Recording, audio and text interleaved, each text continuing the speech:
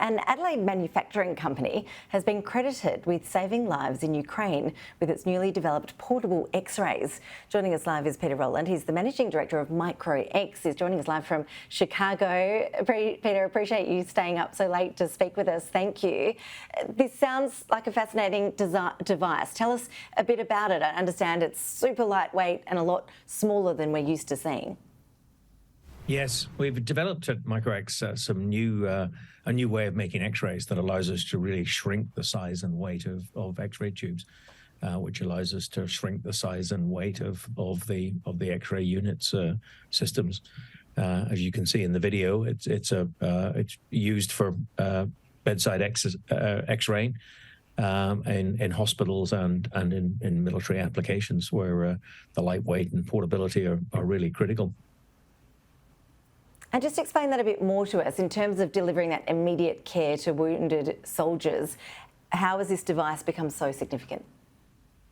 Well, we've heard from the people who are using it in the Ukraine that they're particularly pleased because it's battery operated. It's so power efficient it runs off batteries, and they've got huge problems obviously with the electricity supply. So they've found it really useful that they can charge the batteries and take X-rays all day. We've had a particular insight from talking to one of the doctors using it in Kherson in the Ukraine, and he's contacted us asking if there's any way we can send him more.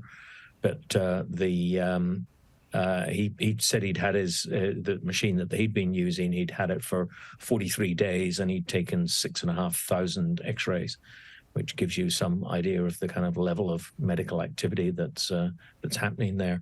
So that ability to get X-rays quickly and diagnose wounds and work out treatment plans is saving lives.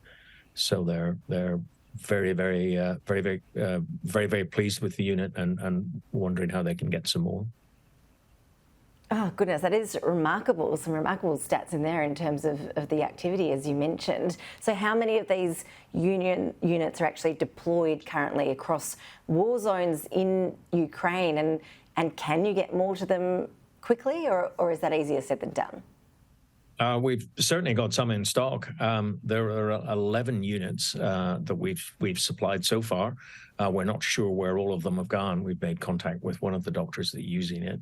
Obviously, communications aren't very easy there, but yeah, we'd love to find some ways to get more units to them, and we're working with government charities to see how that could be possible. And look, sometimes when we speak to people like you, and it sounds like an overnight success, that this is a brand new whiz-bang invention that we in the media are just noticing, but I assume that's not the case. Just tell us a bit about the pathway over recent years to get to this point, because your success has obviously been noted. I see you've just signed this $15 million agreement with the NASDAQ-listed Varex Imaging Corporation. So it's obviously hitting the big time over there, which is great news for you and the company. Yes, look, we set up in Adelaide in 2015, and so yeah, not quite an overnight success, but just gradually as we've got the first product, the rover, this mobile X-ray, into the market, and the uptake's been really good. We've got about 250 units operating in 33 countries around the world, so it's certainly an export success, and we're developing other products, which has got people quite excited as well. We've got a bomb imaging device that we're launching quite soon. We've got 2 contracts from the United States government to basically design the next generation of X-ray for airport checkpoint security.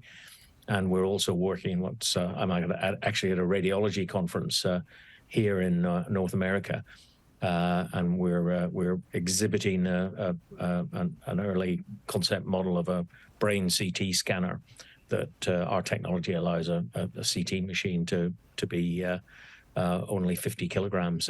We can use it for brain scanning, for diagnosing strokes, and at that size and weight, suddenly we can put a CT in not only every ambulance, but in Royal Flying Doctor aircraft and helicopters.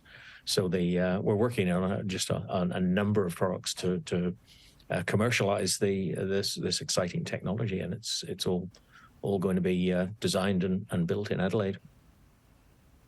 That is fascinating, and good to hear that you are doing all of that here at home still in Adelaide as well. In terms of making all of these devices smaller, do we also, as the technology develops, see that they are more affordable so that these can be used widely right across Australia and the world? Yes, very much so. And by shrinking it, you just make the devices simpler. So when they're simpler, and smaller, they're more reliable and way cheaper. So yeah, our goal is really proliferating imaging in these exciting new areas. Peter Rowland, it's always fascinating to hear about good homegrown businesses doing well right around the world, and obviously being much appreciated in the war zones in Ukraine too. So really appreciate you speaking to us today. Thanks so much for making the time.